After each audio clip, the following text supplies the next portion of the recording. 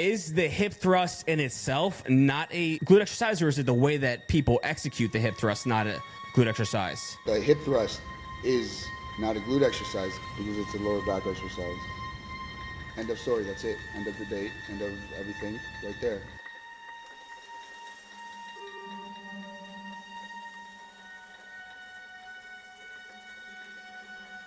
So then when did you get introduced to the Tom? Did you go through like the whole RTS training thing? Yeah, I took masteries like twice. RTS level 2 in Dubai with all of that when Tom was there.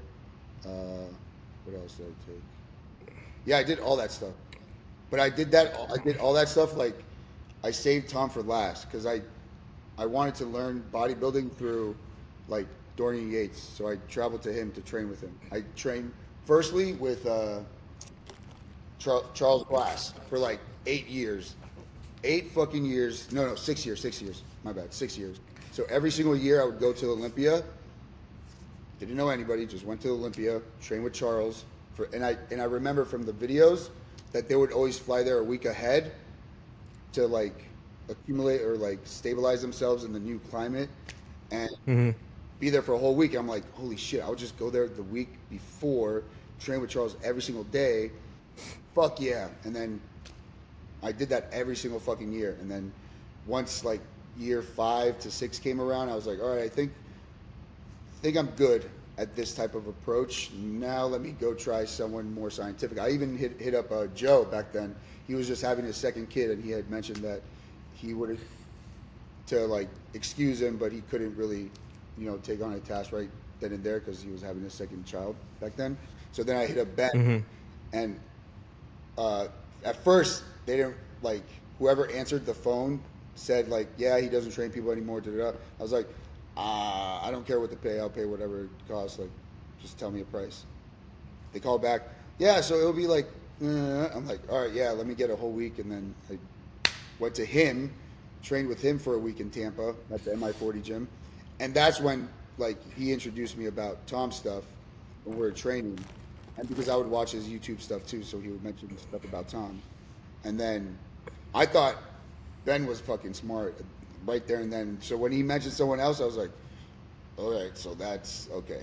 That I'll save for later, like after I enjoyed training like with my bodybuilding people that I always wanted to train with when I was younger. So then I just went through that, like, what is it called? Like your something jar. Like when you have a goal in life. Journey? Not journey. No. Fuck, dude. Like these are the only people that I ever wanted to train with, and I could die happy. Like I lived my life already. Goal, checklist, bucket list. Bucket list. So I scratched off everything off my first bucket list my whole entire life. It was I opened up a gym. I became like one of the best personal trainers. I got what is it when you get contracted by a supplement brand? But I'm not sponsored. Sponsorship as a personal trainer though, not as an athlete. So it was cool because that was my goal whenever I saw like Charles Glass in the Muscle Tech like ads when he's there like the boss in the suit, and then and I trained with Dorian Yates and I trained with everyone that I always wanted to train with. So I was like happy. So then after that, I was like, all right, now I got to like start learning the science stuff. And then I thought DBC Fitness was like my first introduction to the scientific stuff, and it was decent. It was good. And then that's when I think something happened inside the gym where I was like, I felt like I wasn't being a good leader to my trainers, so I just immediately messaged Tom like a big long email, and then he was like, well, if you're serious, I have a 10-day course of the master program. If you want, I could open up a slot for you to come. And I'm like, fucking done. But then I didn't know what I got myself into. I opened up, so I bought the bundle right there and then too. I was like, wait, I have to watch all these fucking videos? What the fuck? It's like, how many fucking hours of videos you have to watch? It's a ton, right? It's like a fucking, dude, I shat my fucking pants. It was, but it was like a month or two, like less than 2 months I had. People usually take like their time watching that. So I was like popping Adderall and fucking, I stopped working out for a little bit. I would wake up like at 1:32. That's when I was working out like at 2 a.m. And then I stopped working out at 2 a.m. and started studying at 2 a.m. Yeah, I just looked at it. It says 120 hours of lectures and 72 hours of hands-on labs. What the fuck? Yeah. But That's a lot. But you have to watch it at least 3 times. The least 3 times each video. Because you're like, what the Well, do you have ADHD? Yeah. Yeah. So I'm the same way. Like, I got to watch, like, he'll say something, and I got to run it back, and then, like, do that, like, 3 times, and then write it down, just so I fucking know what's going on. But use a different highlighter because you don't want to get confused. Yeah. And then you have to play it again as white noise in the background. That works for me. I found out that playing it in the background as white noise, Yeah. subconsciously starts like eating away and like making its way inside your head. Because like when I start talking, I'm like, where the fuck did that come from? I sounded like a fucking nerd, dude. I was like, wow, that's crazy. But yeah, he introduced me to Tom.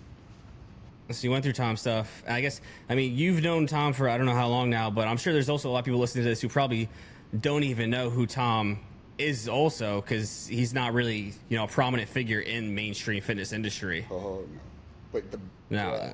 Not yet. I mean, he's going to come out with a bang. He's going to come back. But, yeah, I mean, how would you describe Tom? Like, what does he do? I mean, because you know him personally. He's one of the fathers of personal training that created NASM.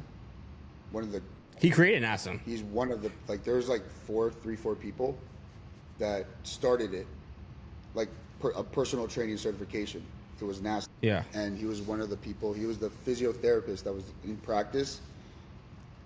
Don't mark my words, but I'm just repeating from what I remember from the conversation or from the video that Mark on Instagram, he made a video talking about the history of RTS, and obviously he knows what the actual dates, but he's one of the fathers of NASM certification, and then I know that he merged away from it because he wanted to include physics and engineering concepts into personal training, but they didn't want to because they wanted to go the commercial route.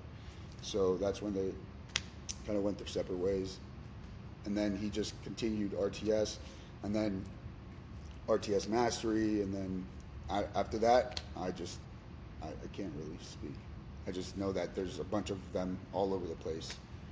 Like Brazil, Benny does the worldwide one with Mark, and then Tom owns the one, well, he owns all of it, but he does the one in the United States. Mm-hmm. And how would you really describe RTS? 'Cause I haven't gone through RTS. My experience with Tom is just limited to that 2-day seminar, which, you know, we didn't go into a whole lot of things in depth, but what I believe RTS is, from what I've seen, is it mostly is just referring to like the Newtonian mechanics, levers, and all that type of stuff. And is that all it is, or is I know also Tom is like everything's copyrighted. You can't talk about some things. I'm pretty sure. But no, man. As long as you give him credit. Yeah. So what? Give him credit. People that use this stuff don't give him credit. As long as you give them credit, and like that's why whenever I post something, I always tag them, or like no matter what. But what are you gonna say? I was gonna say, when I think of RTS, I just think of what most people, like the so-called biomechanics experts in this industry, how they try to accredit movement to just simple Newtonian mechanics, like levers, and, you know, as if we live in this 2-dimensional plane. And anything I've seen from RTS kind of looks like it falls within that field. But I'm sure, you know, there's 120 hours of shit. I'm sure it goes way deeper into stuff. Exactly. That's the difference, because he's more practical. He has the practical, like, hands-on thing. Like, like his test isn't a written test. It's a walkthrough test. Like, it's a practical test. Like you. Like, so that's what makes it like really stand out from all the rest, because even like you just said it, like things that are like put on a 2-dimensional like sheet of paper, like dude, everything in science is fucked up. It's fucking wrong. Yeah. Like fucking wrong. I don't know about everything, but a lot of shit is. I mean, yeah, exactly. But even when people say like science is always changing, yeah, because it's always wrong. It's always changing because we either adapt or it's wrong because they're so far behind. It's such a funny point because there's so many people in this field that become so dogmatic about things, and then they'll change their mind anytime like some piece of literature is presented to them. Way they will change their mind too. Right? The only way, because they can't actually think about any concepts, but it's like they have this like persona that science can't evolve until a piece of literature says that it can. So until they see some form of literature, it's like, no, the glutes are going to have the best leverage here no matter what. Yeah. It's like, this is where my intellect stops. This is where my smartness stops. After this, I'm dumb. Well, I don't even think it's really intellect. It's just really the ability to read information and repeat it. Yeah, but they think they're smart. Let's get into some of this stuff, because you specialize in the glute training and whatnot. So let's talk about like the general common approaches to training glutes, training legs. You know, what you see being done. No one's using their legs to train on leg day. Using their what? No one's using their legs to train on leg day, or their feet. Yes, I would agree with that. Yes, but before we get into that, yeah, like, you know, people say, I don't even fucking know. like cues and stuff, like all the wrong cues. All the wrong cues, you know, hip thrusts, RDL, squats. I was needing help for this, dude, because like I made a list of like all the cues that are wrong, and they're all wrong. Mm-hmm. Yeah. But it was like, all right, so let's start off with the hip hinge. So our hip joint, is it a hinge or is it a ball and socket joint? It's a ball and socket joint. Mm-hmm. But they're saying to hinge at the hips. And if you hinge at the hips, they're push the butt back. That's creating one straight line, right? So when they push their butt back, that's the cue that they're giving. That's the cue that the client is going to produce only. Pushing the pelvis back. What does that do? That increases your lordosis in your lumbar, and you're now shifting your base of support onto your heels, restricting ankle and knee mobility to do anything at all. And plus now the line of force is going through your lower back. And now you have to compensate for that by tucking your chin. So every other cue is based off of the previous cue to modify itself so that you don't feel that part of the back, instead of just bracing your fucking core. Mm-hmm. Yeah. Well, your ass. I mean, like you said, it's a ball and socket joint. It comes back to like the whole. Everybody just looks at moment arm data. They look at the line and say, my hip is further from the bar now, so now it's more glutes. As if, you know, we don't work. There's like no rotational component to the human body. And that doesn't influence what is actually going to have the best leverage to. I mean, you're trying to drive hip extension in a hinge, right? That's the ultimate goal. Is to it's not really, because the hinge, like obviously, like this is a hinge joint, right? Like the bicep, like the elbow, right? And then the ball and socket is. Do I have anything here? No, whatever. So a ball and socket like this has freedom of motion. So when someone does like an RDL, there's two ways that you could do it, but with your lower body. Because if you look in the textbooks and stuff, they standardize a hip hinge or doing hip flexion through the upper body mechanics. Mm-hmm. But there's none about lower body. Nobody talks about the feet at all, mm-hmm. Which is insane. It's like, hello, whatever happened, like that's Newton's third law of motion. Like whatever, with every action, there's always a what is it? Fuck. Equal and opposite reaction. Yeah. So if they do it in the hip thrust analysis, They don't do it in the squats. And then when you see someone doing like a squat in a Smith machine and they're shoving their pelvis into their upper back, and you see they're just lagging behind in force production. Yeah. But no one sees that because they don't train people. Unless you're really like into like looking at people when they squat.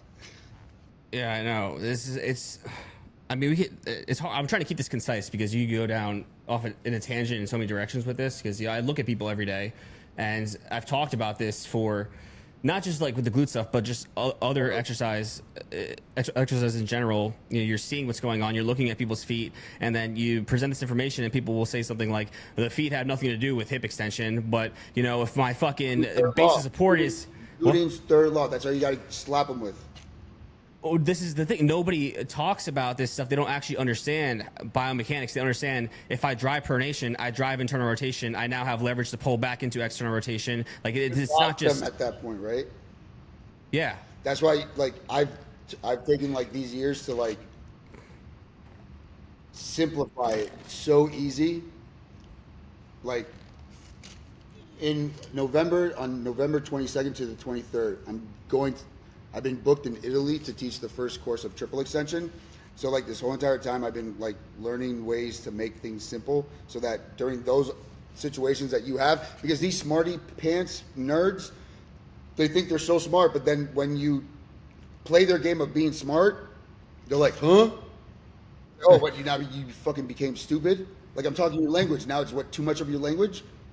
Then they say you're using buzzwords, or you're overcomplicating it. It's like you're just over stupid, fucking idiot. Or show me the study that pronating your foot is gonna help engage your glutes. Oh, I didn't know that fucking common sense needed fucking a research paper. You fucking dumb fuck. Like Jesus Christ. And like pushing your knees out, pushing your knees in. It's like your knees are not getting pushed anywhere. It's your fucking thighs and your other extremities of your lower body that are producing movement that take your knee with it. But your knees don't actually fucking move to the left or to the right. Yeah, no.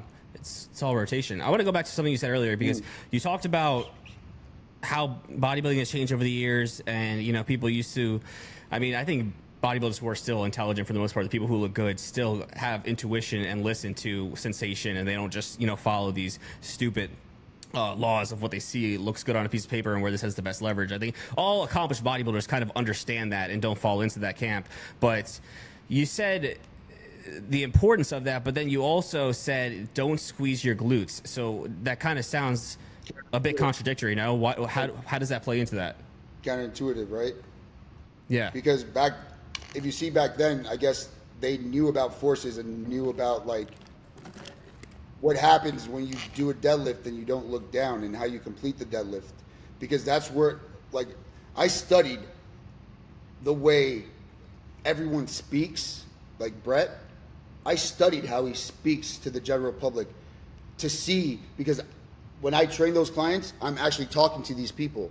So they don't understand basic language because they're so brainwashed with the way that he like speaks online that I have to like dissect it. But good thing I took communications because I see right through. It's called double speak. So he uses different terms to describe another term just to confuse the general public. So now I have to see how he does things, or see how, all right, at the top of a RDL, he thinks that there's no leverage for the glutes to produce any sort of like force. So he just thinks about squeezing your butt to pull the rest. And that's it. So you pull it from the bottom with your back and then you squeeze your butt. And that's his interpretation of a deadlift. But then he's looking down and his knees are locked. So of course there's no leverage because you're changing the line of force. Your base of support is on your heels. You can't use your knees and you can't use your ankles. You're just teeter-tottering the weight. So there's no leverage at all. So he has to squeeze his glutes. Everyone does. Because it's a powerlifting cue. It's a powerlifting cue to make it easier on the lift, not stronger on the lift. So then if you're keeping your chin tucked, you don't feel what you could feel if your head was up, looking like with your chest proud or chest up, C-spine. Yeah, C-spine, that's what they used to say. Well, correct me if I'm wrong, but my thought process is if you were to contract your glutes, you would be using more orientation, meaning like you're going to have the lumbar and the pelvis work together as a unit posteriorly tilt to help produce more force. Is So that that's not? at the so like perfect example right here. Look. So say for instance this hip extension, hip extension, hip extension reaches the end, and then the bottle goes against it once the femur hits the end of hip extension. Not posterior pelvic tilt meet you halfway with the femur at the same time. It doesn't happen at the same time. It happens once you finish your hip extension degree, wherever you want to go to it with it, or whatever setup you're in. Okay, so when people Both ends at the same time. I mean, like the pelvis doesn't come here as the femur goes like this. This stays here fixed because it needs something to anchor on. So then this has to stay fixed. This is the femur, and it needs to boom, and then that one closes because of Newton's third law. This one's going in there, so this one goes and pushes it back into it. That's when there's a tilt occurring. Okay, so when you have people go through RDLs, you don't ever cue to squeeze your glutes, but are you also trying to make sure that they're actually feeling their glutes throughout the entire range of motion? Right now, I'm just trying to teach everybody mechanics before glutes. Like I stop with So how to use the feet. and use your feet. Like, in order to produce force at the top of the range of motion of a squat or even a deadlift, you have to be producing force through your big toe and your feet, and also through your back of your heel. So it catches you, because your toe will make you fall on your butt. So the force of the heel or the ankle, whatever cue I give, catches them from falling back. And that's the posterior pelvic tilt cue that shoves forward when you press with the toe down. Okay. So you're obviously you're not trying to put them into a posterior pelvic tilt. You're trying to keep them. Have you ever seen the videos neutral. of people standing, like just standing with no weight at all, and I'm like cueing them with the feet, and then they're like, oh my God, and then it's like 7-minute video, and then their hips are like this, and they haven't moved one bit because they were producing force in their feet getting into hip extension. With just like going through like a single leg RDL? No, just standing up. I could cue someone standing up without any weight, and just by telling them and cueing them different points of their feet and get them into hip extension. But they'll have an anterior pelvic tilt before they even start. But they haven't moved anywhere. Nothing has moved, but forces are being translated through the feet into the ground. Yeah, you're changing the pressure gradient of how it goes through the body. Most people naturally stand with anterior pelvic tilt because their center of mass is always pushed forward. So you got to bring it back. While also throughout the range of motion too, to get Yeah. the sequence instead of them using their back at one point. Yeah. I mean, most people, when they try to get out of the anterior pelvic tilt, they'll end up just creating a posterior tilt. Yeah, that's still hip flexion. Yeah. So, okay, but I want to talk about the cues that you give, right? So when we're talking about, let's just go by a couple exercises. Let's start with the RDL, right? Yeah, the hinge thing. We didn't even finish that. Most guys, most girls in general, when they do an RDL, they're using an excessive amount of. They're using their back. They're using a lot of knee flexion. They think that their ass supposed to be super far from the bench. They end up in like. It's like, okay, fuck it, just sandwich this down, because it's always either they're sandwiched down, and it's like, are you doing a squat? Oh, you're doing an RDL? Okay, move on. It's like in between figuring out which RDL you're doing. Yeah, but I posted that, and I mean, I don't know if you saw the post, but it's so. No. What? Oh, the one where you're showing the two different types of RDLs, right? Yeah. At MI40 in the squat rack? Yeah. I saw it, yeah. Yeah, so the first one I did, that's basically how I'll see most people do it and execute it. Like anytime I have clients, I always have to correct them. It honestly could look a lot worse than that. You know, you usually see the front of their foot coming off the floor completely in between reps. But when I was doing that, I just also noticed, because I haven't done them like that in so long, it's like I could pull like 3 times as much weight doing that. It's so much fucking easier. And you see guys do that all the time, and they load up, 4 or 5 plates on RDL.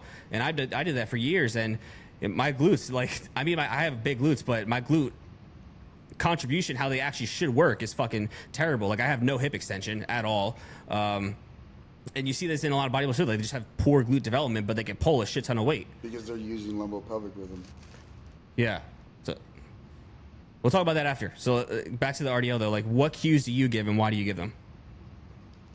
I tell them to not look. The opposite of what they're doing. So I tell them not to look down. I tell them to look up, and looking up when they're looking down is looking forward. By the way, Mm-hmm. go like this, and you say, "Look up." It's here. But even I was using the cueing of the chin, but that wasn't good enough because even like they'll still be down here looking down. So I started saying, all right, tilt your head back. Boom, that's where I want it. Because the weight of your head, that fucking multiplies twice when you do this, like 15 degrees.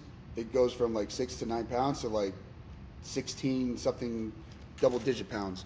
So when that's happening, then it goes down to your cervical, it affects that, and then it affects your lumbar spine, it affects everything. People don't think that it affects anything, but it fucking affects a lot.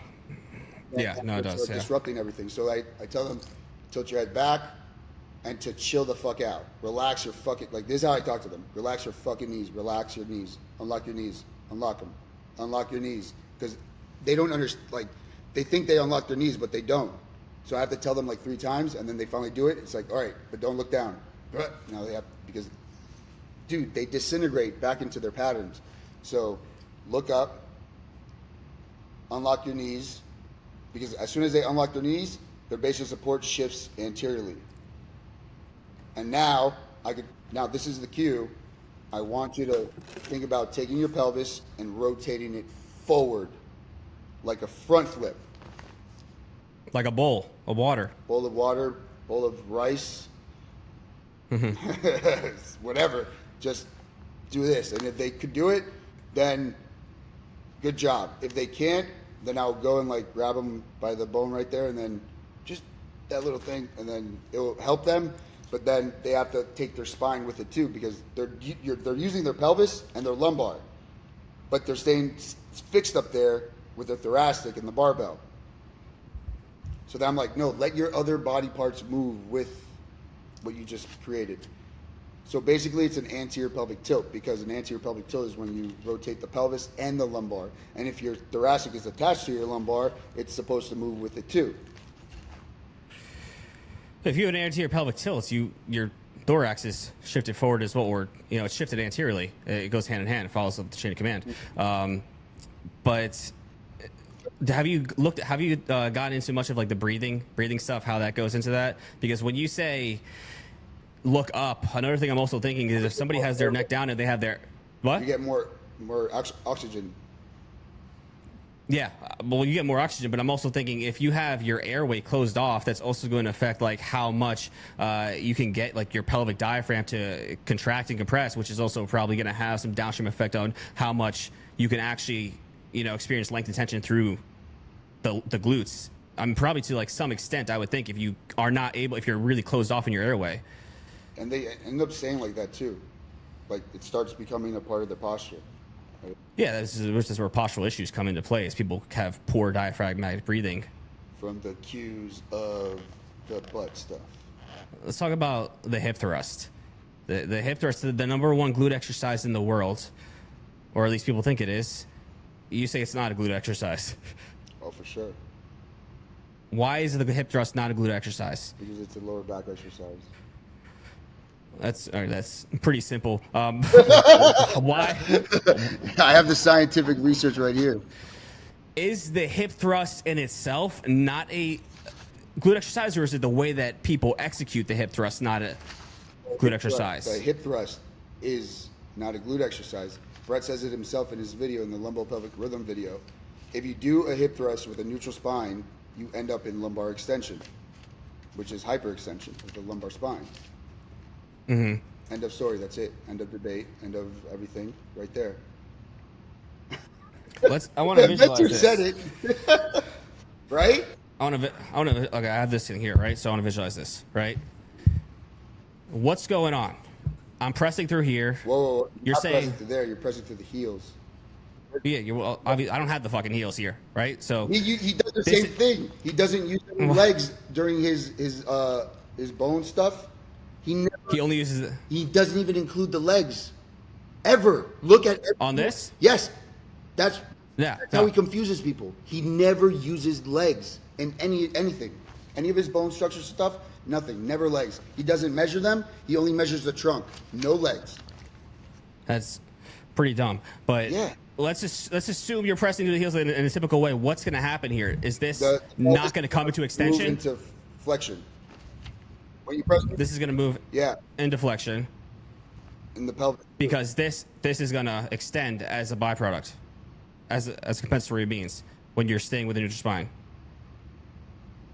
Say it again. If I'm pressing through my heels, right? You start you're up here. So you obviously have to come back to a certain point. No, you come up with back extension. You move back this way with the heel pressing, and then you go up with back extension. So you're moving up, you're pushing this back, and this is what's driving. And that's what's shifting you upward in back extension. Okay. Now, are we talking about the normal hinge version versus, because there's the hinge and there's a scoop. There's like 6 different ways, but those are the 2 main ones, right? Fucking ways. Yeah. So what is the hinge versus the scoop? Is it the same? The hinge is a fixed isometric posterior pelvic tilt. The scoop is an active posterior pelvic tilt. Well, if you look at it in his book, like the hinge is still not neutral. That's how he uses words to confuse people. Hinge doesn't mean neutral. You mean neutral spine? Is that what you're referring to? So, right? But when people use the scoop method, they're posteriorly tilting the pelvis. Like a motherfucker, yeah. But you're saying that's still occurring even with the normal hinged way. Yeah. Okay. Because, and we don't. Yeah, go ahead. We don't want that to occur. We don't want the posteriorly tilt. We want to stay neutral. We want pelvis to be neutral. We want to do hip extension. Yeah. Squats. Lunges, leg presses, RDLs, but with good form. Okay.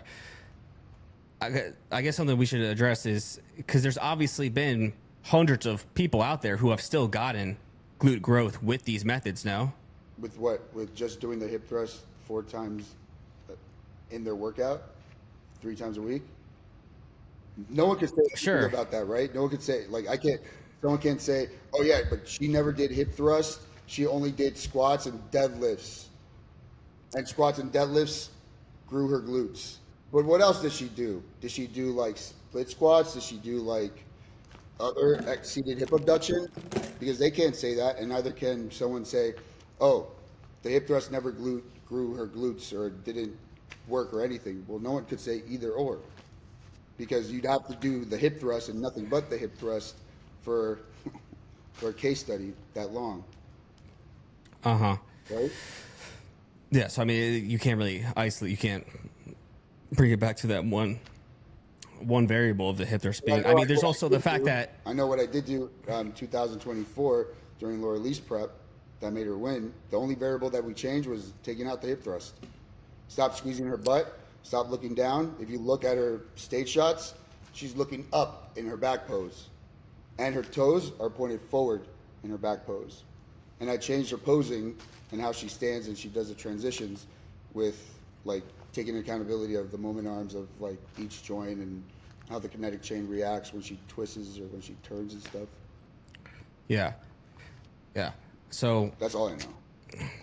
What was I just gonna say? About the hip thrusts and about the study of like they can't just do like the hip thrust all the time and find like. Oh well, there's obviously the fact that some people just naturally get it. Like I think there's always a handful of people that, you know, not everybody just drives to their heels. Like I think people who are athletes more tend to, from what I've seen, there's some people that just tend to like know how to use their feet better. But they're still squeezing their butt.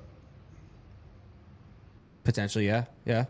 I mean, so what are you saying? Like, how would you execute the hip thrust? Or I know you call it the triple extension. I changed the mechanics completely because the machine that I invented doesn't allow you to move anywhere if you squeeze your butt. So it's like, I want to show you so bad. It's right behind the fucking. I haven't shown anybody. It's like right behind the computer. All right, I'll show you. All right, show me. Okay.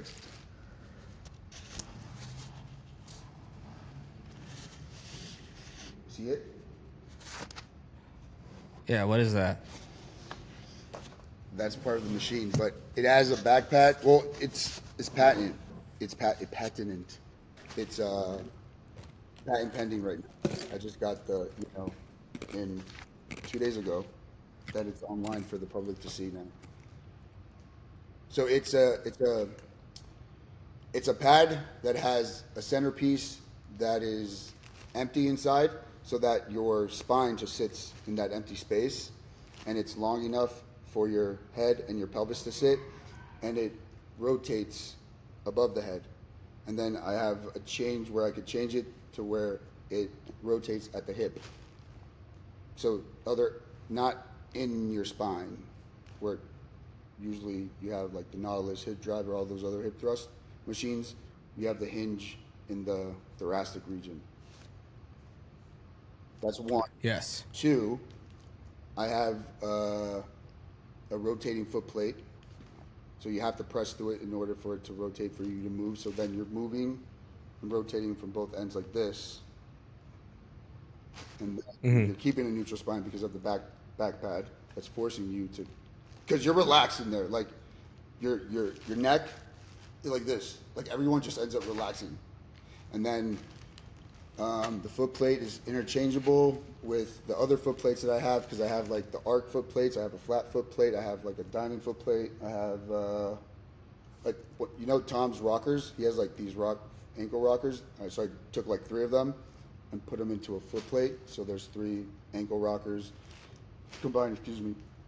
And then I made my own form of loading it, so it's more accurate to the muscle of the glutes and the shape of the glutes when you're going in the eccentric and concentric portion of the lift.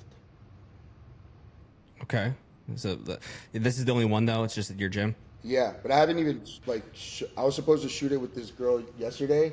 No, the day before yesterday, but we ran out of time. But I'm supposed to like show it off soon. Okay. So obviously not everybody's gonna have access to that. So what cues are you giving as your alternative to the hip thrust? Like how does the regular girl at the gym, how should she be executing these things? So I mean, the hip thrust is wrong in itself, and you can't. Well, your hip triple extension. But that's the thing. Back then, when I was like correcting like everyone, I was like, oh, I'm just gonna call this like triple extension because that's what we're doing. And then as I started getting smarter at like the implications of it and seeing like what it could turn into, like I'm looking at the mess that we're all cleaning up as a community, because we're all looking at these girls doing all this stupid shit, and we're like, what the fuck? And then later on they're like, oh, my back, and like they're injured and like their feet are all fucked, they have duck feet and shit. But then we're the trainers like trying to help them, and they're just like cuckoo in the head, like they're contradicting themselves, they're always fidgeting their feet, they don't want to listen to the coach, they're contradicting like everything. And we have to deal with that. So I realized if I start continuing this legacy of the hip thrust, I'm just feeding that into my daily routine of type of clients that I'm going to see every day. And I don't like to see clients like that, because they become assholes. Like the girls become fucking assholes. Like they hire you because they need your help. They had a conversation with themselves. All right, you don't have glutes, but you've been doing everything for the past 5 years the way that everyone should be doing glutes, and still nothing. That's what they have this conversation with themselves. They come here, and then I know that that's what they go through, so I'm like extra alert. They come in, they're bubbly, and then I'm like bubbly too, kind of, not gay though. But then I say, all right, so run me through your workout. And then they list their workout, and it's the same exact workout as the previous girl. Back extension, hip thrust, fucking lunges, or whatever. I'm like, all right. And they all have thick ass waists. Yeah, exactly. I'm like, walk me through how you do Your lunges, so you can warm up. And then as soon as I see them do their lunges, they're fucking like, you know that Pokemon that's a rock? It's a circle. No. Fuck. Fuck. Damn, if I knew his name. It's one of the rock Pokemons. It's like a circle with, and he has two arms like this, and the head's in here because they have no neck anymore because they're always tucking their chin, and they have like a waist and shit. So they're just staying in a fixed position of a rounded back, and just moving and squeezing, and that's it. They're not producing any range of motion. They're just producing a range of an angle, if that makes sense. No, they're trying to get to an angle, and that's it. They stretch themselves out to that specific angle that they're taught, and then they run out of there by squeezing their butt instead of mechanically going through the excursion of the eccentric or concentric. Mm-hmm. So the glute's not the one actually doing the work. They just think it is because they get a contraction at the top. And they're in a contraction the whole entire time. Yeah. The workout is the isometric hold of their spine and their pelvis. I think it's important to note that you really need to know what you're looking at to determine these things, because it sounds like the way that you're making it sound like they're rounding their back, like people hear that they think like they're going to look like that they have this crazy shit form, but to most people it'll look like correct form because everyone's doing it. Yeah, it's just like subtle things that you really need to be able to you need to have the trained eye for, right? I used to have the stick because I didn't want to have to touch them all the time because they were all doing it. So I would have the stick and then with the chin, with the stick, and then they just fall straight down. Like straight down, like easy. I'm like, you see how easy that was? Yeah. All you had to do was look up, and then because they say the back leg is the non-working leg. It's like that fucking shit is working. Stop calling it your non-working leg because it's working. It needs to work. If it doesn't work, you're fucked. Well, the front one's not even working either. Yeah, exactly. So, in your experience, you've had a lot of people switch over to these methods. Have you seen? Fuck yeah! My girlfriend reduction? Fucking Olympia finally. Like she was always like just so close to getting it. And then this was the only time we changed one thing specifically, which was her training, which was the hip thrust. And it decreased her fucking waist size a lot. But it showed her the faulty mechanics that she's adapted. And it showed through her scoliosis that she developed through the lateral pelvic tilt. And then that just increased into her spine up to the thoracic and then fucked up her feet. And there's a video of the same day where she's doing a shoulder press like this and her neck goes like this. And I was like, holy shit, babe, what the fuck? And that's when, like, that was 7 months before the Olympia that she won. So that was like me taking notes. All right, I have 7 months. I don't give a fuck what anybody thinks. I'm pushing my way into this prep because the 2 years before she got 5th and 4th. Fuck that. This girl needs to fucking win already. Like, what the fuck? Like, we already knew that she knows her own body to control her own nutrition. Her training, whatever it is, whenever she trains with me, everything's fucking perfect. Because whenever she would get the 4th or the 5th at the Olympia, I would zoom in, train her for the Arnold, boop, first place. Or I would change like the cardio, like, okay, no sprinting, don't sprint. That's the opposite of what you want to do, especially with those feet, because then it's just going to start deteriorating the rest of your mechanics. So the scoliosis, it helps. We're talking about the feet, right? I think you're talking about the feet, yeah. But what was your question first? It was about like, if I experience anybody's like difference. If you experience like a significant difference in glute growth or erector atrophy after switching to these methods. Yep. She was not the first one, but the first one that everyone could see because you could just look online from her previous shots, like it's right there in your face. And then my client that has scoliosis, 2 of them, it decreased their side, their angle in their scoliosis, and like when they lunge straight now. It's fucking crazy. And their massage therapist always tells them, you're getting straighter and straighter each like couple weeks I see you. And then now it's like, it's not perfectly aligned, but it looks like, yours, like a lot fucking better. And so That was based off of the triple extension, just like landing on your in plantar flexion or pressing plantar flexion or staying in plantar flexion in triple extension, pretty much like with the arcs underneath their foot and doing squats like that. That's helped. I mean, I think that is like the biggest thing, better than fucking glutes, better than fucking like the erector stuff. I think the fact that we could help people with their scoliosis that easily is like the best thing that could have happened out of all this. Well, it's just the matter is you're training true hip extension, and most people don't have hip extension. They're stuck in hip flexion, and they can't get into it, and that just causes all these and there's this paper that I just kept downstream effects. What is that? It's a paper, what am I looking at? It's a paper. Joint angle, range of motion, force and moment assessment, responses of the lower limb to ankle plantar flexion and dorsiflexion. So it has, so every time I go through these papers, I have ChatGPT go through it. Like, I'll ask ChatGPT different types of ways to go through it, but essentially it's male and female going through these plantar flexion, dorsiflexion, and neutral foot position, but loaded, like with their base of support changing.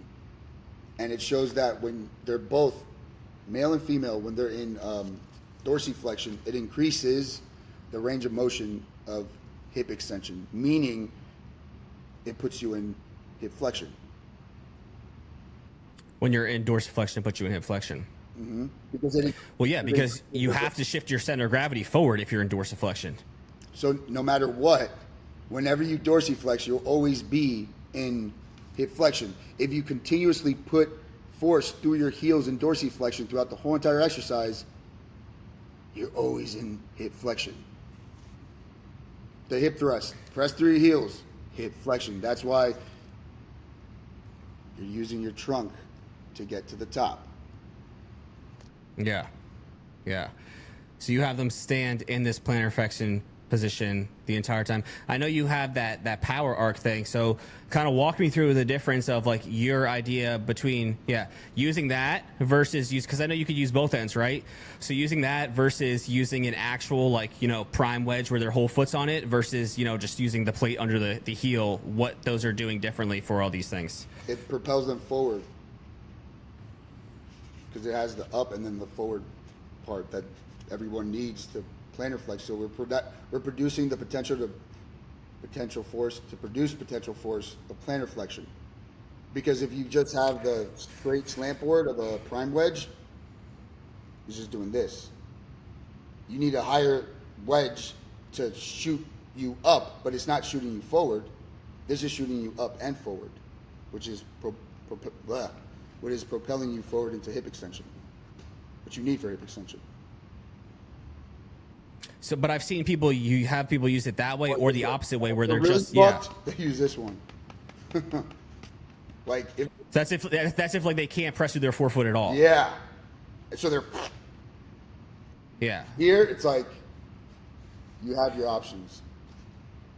It's also giving you sometimes they just end up pressing with their heels. I'm like, get the fuck off that. Yeah. Although I would imagine the thing also gives you like arch support to like press it, pronate the foot into. Yes. I'll put like another thing underneath here on one end so that it shoves them into pronation of the foot. So the second one that I'm coming out with, because this is supposed to help them not use this, essentially. Yeah. I want them to like not ever have to use this again. But the second one is like a lot smaller because they shouldn't be needing this anymore. Yeah. It's regressions. Yeah, exactly. Regression for progression. That's progressive overload for you guys. Yeah. That doesn't make sense. Let's talk about I think we kind of already did, but like the most common issues that you'll see with the traditional methods being used. Obviously, like, they have lower back growth and terrible glute growth, or I don't know if you see like other. Because when you hear them out, they've tried everything, right? Like nothing Yeah. works. If it works and you tried everything, then I just have bad genetics. yeah. But it's like, So is genetics. but then you see how they're doing their exercises. It's like, holy shit! No wonder why it doesn't work. I had 3 girls that I helped out that came from Brett's, and whenever I said the word hip extension, they did back extension like this. Oh, I know hip extension. I'm like, no, that's back extension. I was like, oh my god. And I had to help a couple of them with the rib flares because that's where the protruding of the bench goes through. A rib flare again is forward center of gravity. Huh? It's a rib flare again is a byproduct of forward center of gravity. It's a breathing compensation because you're fucking all the way up here. And then so Yeah. that their interpretation of hip extension is back extension.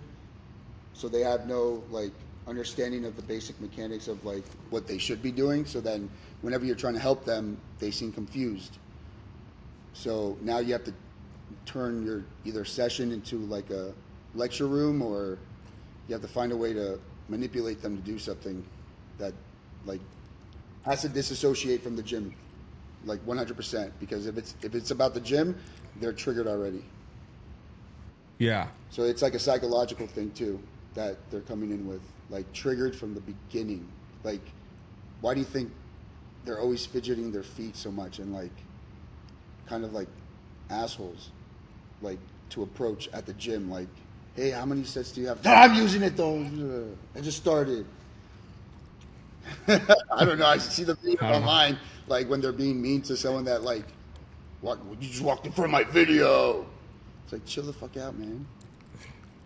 You're saying that's because they can't grow their glutes? Yeah, Is that what you're saying? Their glutes, they have no glutes when they're fucking that mean.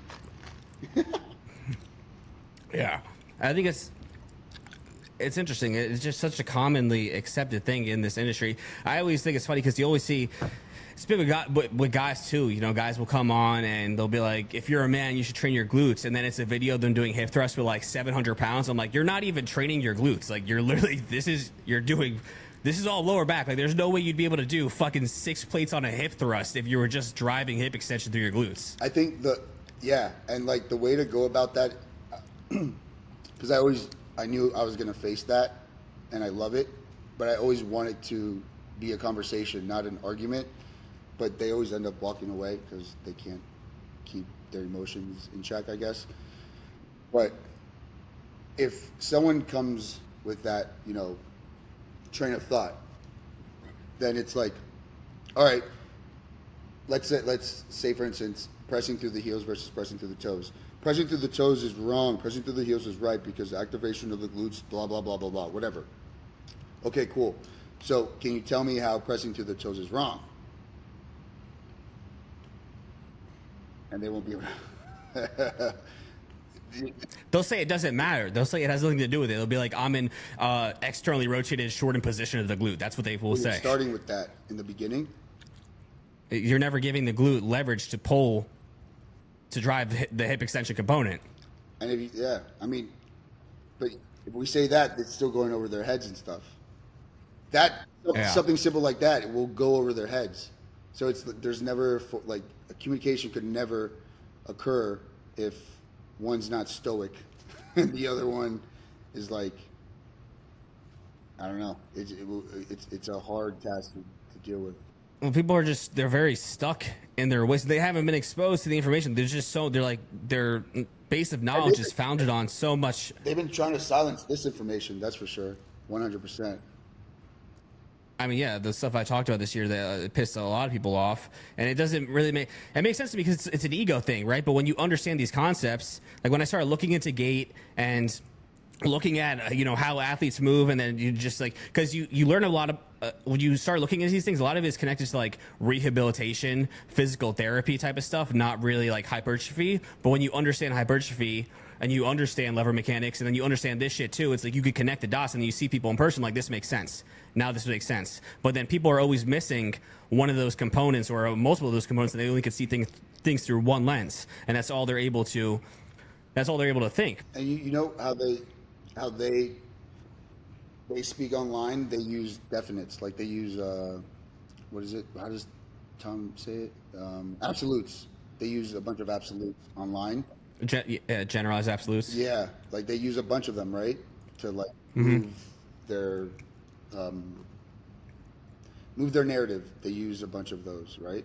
And that's how it and it works because it's the only place that it will survive, which is social media. Because if you produce that into the real world, anybody could, battle that out and find it to be false. But you can't do that on social media at all. No. So that's why it survives so long, so much. But when I started realizing, all right, fuck it. When I talk, yeah, I know I'm not supposed to be talking in absolutes, but out here it's a fucking war zone, and I'm not trying to like clean up all this shit anymore because I'm just tired of it. So I'm just gonna fucking tell the truth, and I'm gonna use their own blueprint to do it. So, but by you, that's how social media works. You need to play the game. yeah, and using like absolutes, like definite absolutes or whatever, I'm gonna try and use physics-based absolutes. Stuff people don't understand physics. At least at the end of the day, I know that the absolute was good and not a bad, wrong absolute. And plus, if it gets to one of like the adults, one of the higher ups, they will be able to like, yeah, he's right, or he has a point. Someday, somehow, somewhere, that could happen. But if I never did it, then that would never happen. I would just be still living the same Groundhog Day, squeezing your butt, tuck your chin, type of thing, which I rather. Like I said, over the past year and a half, 2 years, I had a back injury. I tried to reverse my scoliosis. I got like really deep into the rabbit hole of physical therapy type stuff. Did the doctors say that you could like heal, not heal, but fix? Because like I know there's scientific papers that say you could fix your scoliosis, but not heal it. Like healing's not like the word, right? No, I was told that it wasn't. I was told that it wasn't possible until I was introduced to a specific type of physical therapy that was more so focused on expansion and proper diaphragmatic breathing in certain positions to change your center of gravity, change your pressure gradient essentially, and teach you how to directionally breathe. And then I went down that rabbit hole, and then trying to like integrate that into like everything I do throughout the day when I'm training. But as I got like deeper into that stuff, the PRI stuff, I told you, I don't think you're familiar with Bill Hartman, but his models, all the stuff that they like, all the cues that are typically given from a rehabilitation standpoint and like proper human movement coincides with everything that we talk about here, and like how to use their feet properly. And it's like, this is how we're going to get your glutes to actually drive true hip extension to get you into better posture, blah, blah, blah, blah, blah. But then you go into the hypertrophy world and they do the exact opposite of all that shit. And those people, and they feel like shit usually. Yeah. And there's a big gap there too. Like, it's like, what are the things that you did to get yourself to recover or get yourself to, get strength in your foot? Because I know, like, they do tests for the feet. Like the person would be over here, you'd be on the bed, move this, move that, or something, or like reach. Yeah. That. Well, I have a dynamometer, like the foot pressure thing. But like, what did I do? Yeah, like what was the I don't know, like the techniques or like the. So, like I said, I did a lot of positional breathing stuff, and within that, like, you kind of progress into more different things. So I'll be in sideline positions or hook lying or on my back, and I'm like trying to drive pressure through the first metatarsal, my inner heel, and like not overcompensate through my back to get my glute to fire, and then move through like more extended positions so I can eventually get that to train through full hip extension. So I'm starting in like the lowest and the deepest level of hip flexion and trying to get my glute to fire to pull myself into hip extension. Open from the bottom. And then I would use like I had like these do-it-yourself arch supports. I would put paper towels in my shoes so that I could feel my foot pronate as I stepped, so I could keep my first metatarsal in contact, drive pronation effectively, so I could drive hip extension while I'm actually walking. I did a lot of weird shit. I still do it. I mean, it's still part of, because I'm fighting 25 years of doing shit the wrong way, essentially. So it's not gonna happen instantaneously to get my body back to perfect. Yeah. I've gone through a bunch of shit. I haven't shared with anybody yet. Oh man, that's cool. Like the, why do you think, like, if you see some of the videos I have, like for leg press for the glutes, their feet are lower, but their feet are together. Because you're driving hip extension through the leg press. With pronation of the foot. That's what I do, yeah. And then from the Actually, yeah, and everybody thinks, oh, that's quads. It's like, no.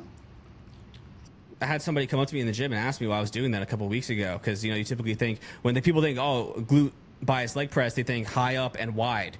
And that's really just like a shitty leg press, honestly. Like, I feel like you're hitting more adductors than anything when you're doing that. But yeah, I keep my feet pretty just moderately low, close together, and I focus on driving pronation. Yeah. And the thing is because I think excuse me, correct me if I'm wrong, but the breathing stuff helped you change your center of mass, like you said, but from up here, so that it lines up with your base of support, right? So you change your breathing patterns from up here so that this stabilizes itself so that it could interact with your lower body. Yeah, so you're in certain positions to like create more space for the joint to move how it should be, right? So for example, if I'm like doing something to open up the posterior hip capsule, right? I'll like lean back into this hip. I'll put more pressure towards wherever I need to directionally where Locally. that foot is lacking. What? Like locally? Like first you do it locally, yes, and then you work your way down? So I'm in a position, right? So if we took like a lying or a standing adduct and shift, like I'm driving, say I would drive my medial contact. I mean, I'm always keeping the entire foot in contact because I'm trying to drive relative motion, but I would emphasize the medial contact of the right foot, have it slightly in front of the left one, and then I'm driving back the left hip to open up that space while keeping pressure throughout the entire foot, but focusing more so on the heel, because with scoliosis, you have off-center gravity, mm-hmm, right? So your foot center gravity is more forward on one side relative to the other. So I'm trying to get that back. I'm trying to get my center of gravity back to a neutral standpoint, and then going through diaphragmatic breathing while I'm doing that so that I'm getting proper airflow throughout that entire space. Does that make sense? Yeah. But then it's being able to, because that's, you're not going to fight off the entire day when you do that. You kind of do that to kind of reinforce how your body should be operating and breathing as you're moving throughout the day. But then like doing that under load is huge too when you're somebody who trains a lot, because what you do under load, if you just fuck yourself and go right back into a shitty pattern, you're going to be stuck in that forever. Yeah. So you need to do a lot of regressions. Yeah. But I feel like you're very rare. People wouldn't take your approach. Like they wouldn't like study and like find the solution. You found the solution to the situation, to the problem. A lot of people wouldn't. Yeah, I traveled around the country multiple times to go work with practitioners a bunch of times, because again, it's like a lot of people, they have the solution. This stuff is not common knowledge, and then when you get into it, it's like very like niche physical therapy stuff, but then also the very niche physical therapy stuff doesn't understand bodybuilding context. So like there's like a handful of people out there that actually understand how to merge the two and get a bodybuilder who is in a fucked up position and has all this tension in this muscle from doing for 10 plus years, mm-hmm, into a better position, how to integrate those things together. Yeah, and that's what made me start making all these contraptions, because it was like, all right, well, I could cue these people like a physiotherapist, but they're not. Half of the workout is me repeating myself because they're so fucked that they can't even do anything.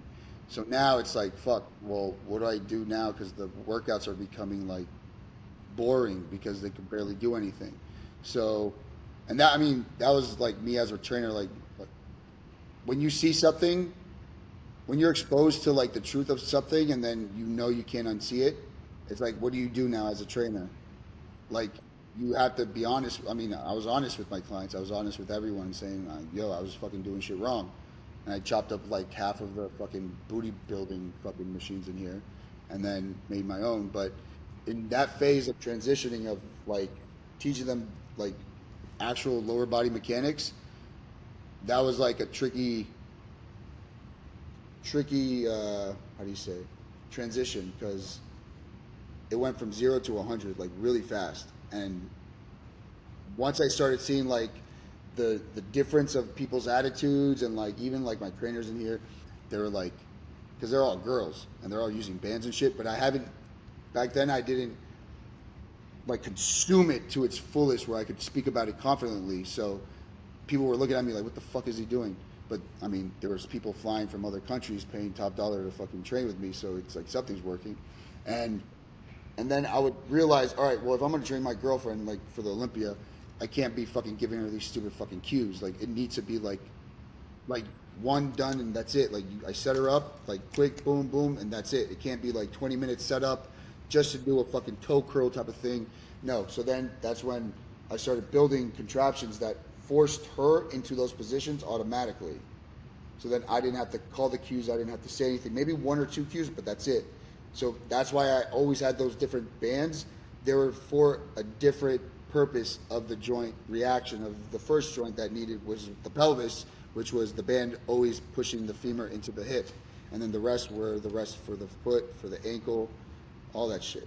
But I didn't explain myself because it wasn't that time for the people to know back then. We could talk more about the hip thrust and shit, like whatever, because I know people are like always confused about that and they want the most detailed information about it too.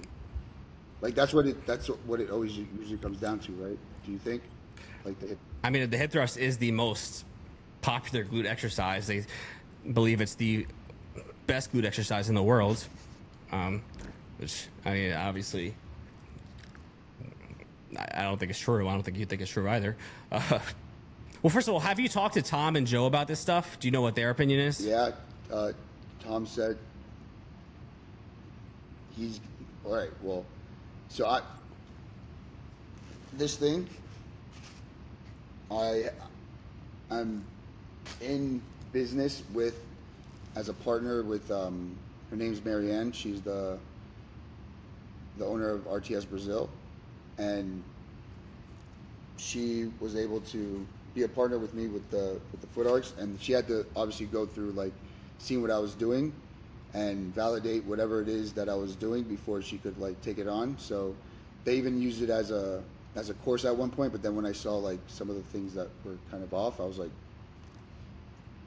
we gotta take it down. So we did, but it got to the point where it's like, all right, yeah, he's onto something. Pretty much, everyone's gonna have to change like the kinesiology textbooks at one point with everything that I've like seen and accumulated so far. I haven't even shared it. I just copyrighted everything like 2 days ago. You copyrighted everything? Yeah. Like let me show you. And like patented obviously the machine. I just took it as his advice. Hi. Closed chain femoral and pelvic biomechanics, pure hip extension and triple extension. Literary work. Boom. Electric. So that's the first thing that I had to do was like copyright all of that stuff, like the teaching of like the feet pressure, the force, where to push, what causes what, how to get into hip flexion in a standing position. Shh, glutes.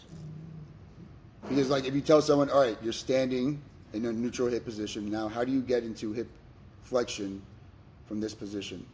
By using only your lower body, like your feet, your legs, your femur, without using your back or your upper body. No one would be able to tell you how. You're like, what? How to get into hip flexion? Yeah, a lot of people would be like, what? You have your pressure on your heels. But a lot of people would be like, what? What do you do? But then where, like what direction? And then after that, how do you get back up? And then in half the range of motion, where do you go from there? And then like they're always going to stop at a certain point because they're so used to stopping in hip flexion instead of a neutral hip position. I think the disconnect here is right. So again, if we'd like take this, pretend there's legs on it, say a hip thrust or an RDL or anything, right? We're saying that they're doing it the wrong way. this is still moving like relative to this, right? So like you're still moving up in a direction. So they would still argue like this is still degrees of hip extension occurring. Do you know what I mean? Like they would still like this is not going to be like this at the top of an RDL, at the top of a hip thrust. Like you're not going to be up here or up here at an RDL. Like it's not possible, right? Like this is obviously going to have to come back to some extent, and they would say you're doing hip extension. Now you're just, but now they're trying to be like a car dealer, like a car salesman at that point, like trying to persuade something that doesn't work. Like the keys to this car works, I swear. It's a brand, it's right off the lot. No, like, wear and tear. Like, that's what they start sounding like at one point. It's like, but inside the acetabulum is the same thing, right? Right? It's like, who lives inside the acetabulum? Like, who gives a fuck? Who, like, are people walking out, like, in a bikini saying, but judges, wait, but inside the acetabulum, my waist is not thick. Like, no one gives a shit about that. Like, that's the bone-on-bone shit. We're talking about muscles. Where the fuck did this conversation go into the acetabulum?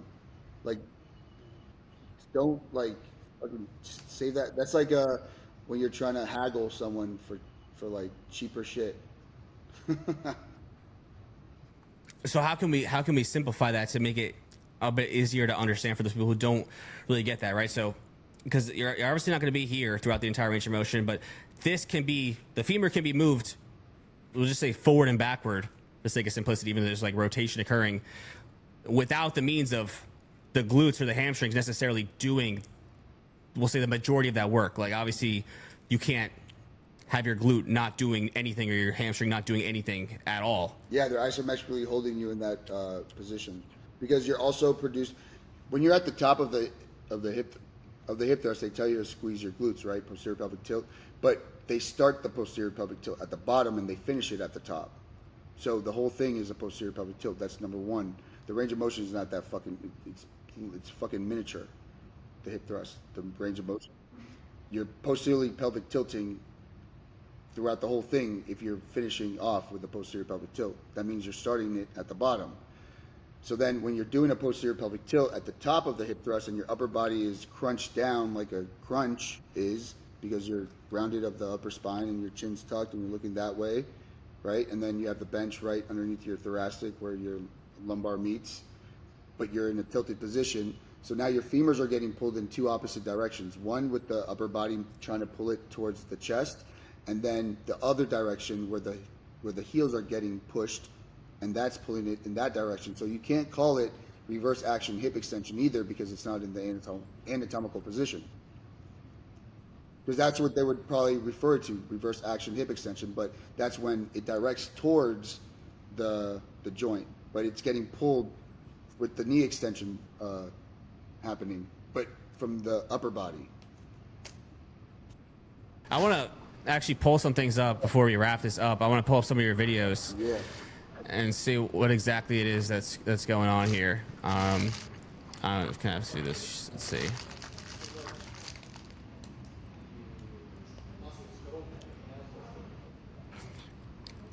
I don't know if there's sound here, but basically just walk me through what's going on here. Why are you doing this? So where's the strap pulling that foot, the ankle to? It's pulling it down so that it increases the dorsiflexion.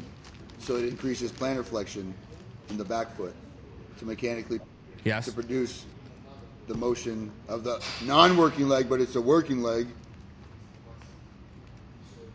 So I'm teaching them how to use their non-working leg, because when they subconsciously use their non-working leg, the front leg ends up doing a lot better in the mechanics than they were trying to do it from previously.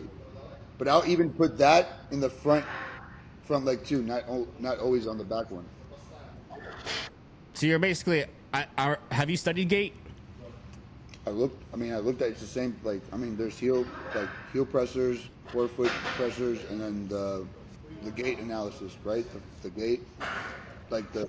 Yeah, so what it looks like to me is like you're training late stance mechanics, like the toe off phase, to keep the forefoot evenly distributed. Like you're not losing that forefoot. So that they could keep stabilizing each rep, because that's what they usually fucking lack, is the stability on the back leg that they're not trying to include.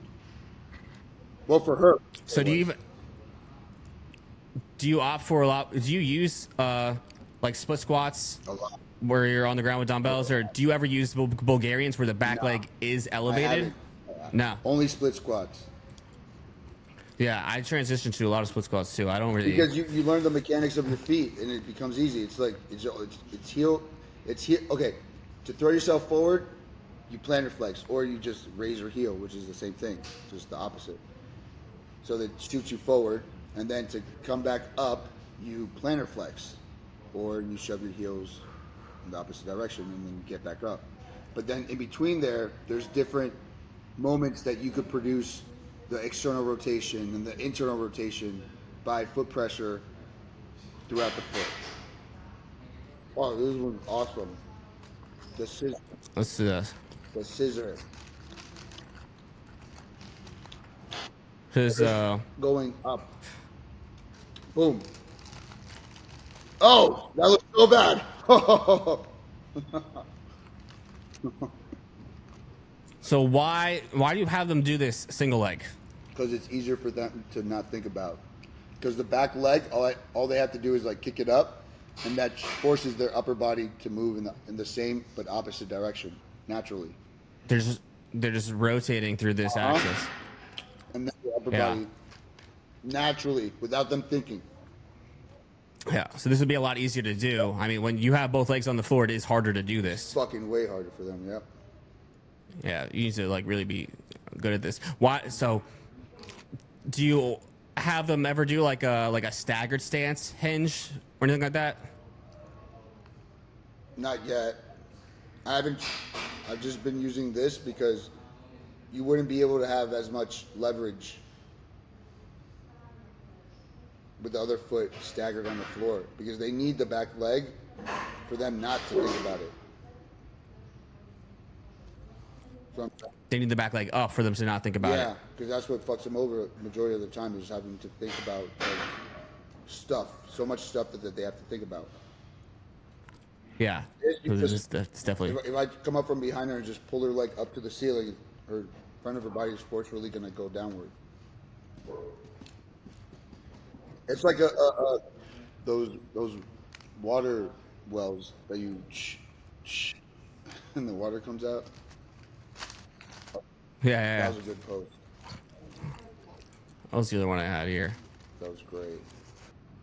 Yeah. Actually, what do you think about? How do you feel about abduction, the seated abductions? You're always in hip extension You're always in hip extension in this? because your legs are falling off the chair. So you're in hip extension, but also producing hip abduction. What are you doing that for? Why'd you just ban this? To increase the upper glute. To add another moment arm to the glutes. Do you always have them stand like this, or do you have them ever like lean back into it? When I came up with the band behind the back thing, I was trying to reproduce the Nautilus 2HT hip extension on your back, because I couldn't find one when I went to Tom's. So I was like looking at that machine. I'm like, wait, we have a chair, a seated hip abduction. What's the opposite of loading that? Oh, loading the upper body with a band. Oh, hip abduction. Cool. Even ever doing that with her feet too. Yeah, pointing with the feet now too. Yeah. That targets. Yeah. Depending on the person, it targets different areas of the glute, and that's how you produce hip flexion in those machines. Hip flexion? Yeah. How else are you going to produce hip flexion if you're seated? You'd have to move your feet.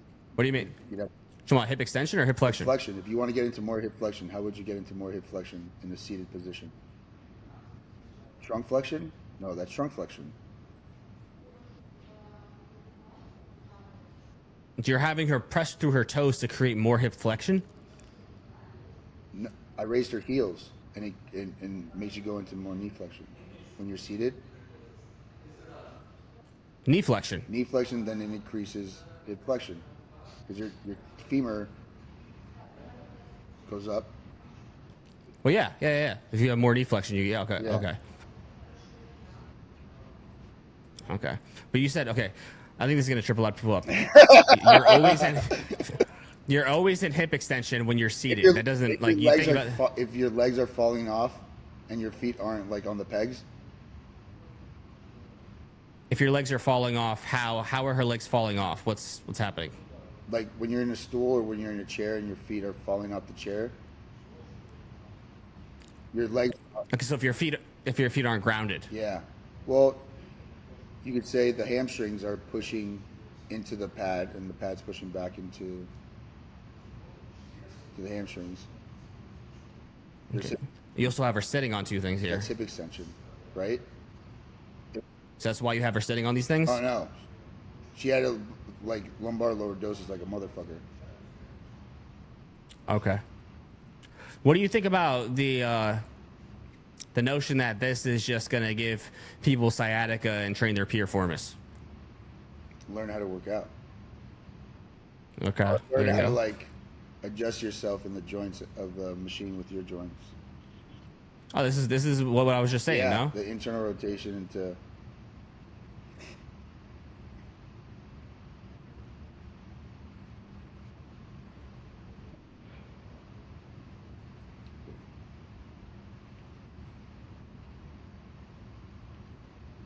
But it's hard for them to even, like, it's technique. See, most people wouldn't even be able to go this far. Yeah. It's crazy. The simple things, dude. Simple fucking things. The swimmers. You post a lot of swimmers now. Well, because they do triple extensions. Oh, they actually, they do a, you know how they swim when they swim like a dolphin with the hands and shit and the feet? They swim in pronation of the foot. Like full pronation. While they're swimming, because they're fighting the water resistance. Yeah. They're the most powerful. That's interesting. They're the most powerful in that stroke underwater with pronation at the foot. It's fucking insane, dude. Yeah. Like look. Everybody says external rotation is where all the power is at. Okay, yeah, but you have to go through you have to go through internal rotation to get that power. You don't just, all right, I'm going to start at external rotation at the very end of the finish line. Where's the power at? No, there's no range of motion now. Yeah, it's like a rubber band. But everybody's starting there thinking that there's power, but there's just no range of motion. Yeah. Like turn your toes out.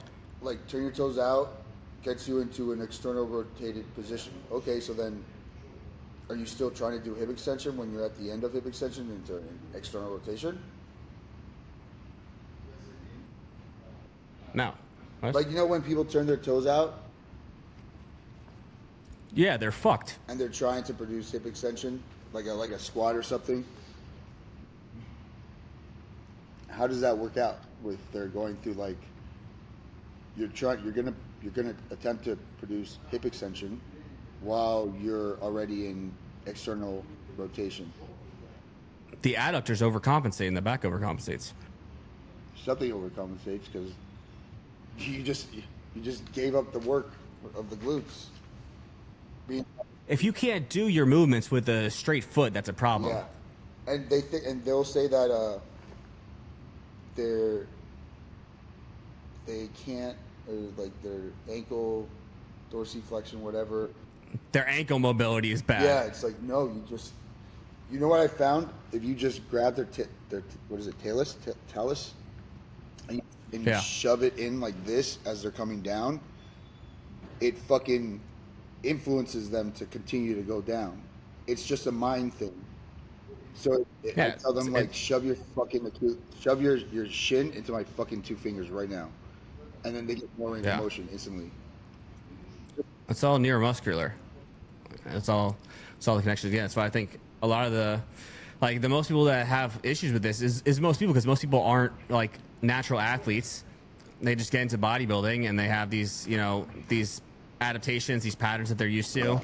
But then a lot of trained athletes, like the swimmers, volleyball players, tennis players, like they understand how to move just from the shit that they've done throughout their life. So they tend to not have these issues. That's why a lot of them like have great calf development, because they have late stance mechanics. They know how to push off of their first metatarsal and their fifth metatarsal and not, deviate from one side to the other. Like all that stuff matters. It's not just glutes, it's calves, it's quads, it's hamstrings, and it's extremely overlooked. And once you get introduced to that, it's like more than just glutes. It's like glutes is like, okay, cool. But It's everything. You start seeing that it's not that hard to train glutes at all. Is there anything else you want to touch on here? We've been on here for a minute. We should do another one, like after asking the public what they want us to talk about. We'll get Brett and Cass and Ben Giannis on here. I don't mind. A roundtable. Nobody does roundtables, and I don't. It should be a thing in the industry, but nobody in the industry does that. And I think it would help a lot of people, but I think it's just because nobody would agree on anything. Yeah. Well, also, the practitioners are on a different level than, well, that too, because like when I talk to educators, they don't see what I see. It's not that I argue with them, it's just that they don't see what I see. But they don't say that what I see is wrong, or I don't say what they're saying is wrong either. It's just like, well, then what are you going to do? Something has to give. And I think this, like, the online educators on social media, like Cass, he educates people in person, right? He's an educator in person, so he's a real educator. But then you have someone like, marketing-wise, an educator, they're just trying to make money and trying to control the narrative. So, if this person or that other person in the field, doesn't need to find a solution for, that situation, then, it doesn't hurt them. So they're not going to really worry about it. But if it's hurting, or if it's being annoying for the personal trainer that has to see these clients every fucking day, now that's going to be an issue, because they're actually seeing the dirty side of things that they never see, or they will never see, ever.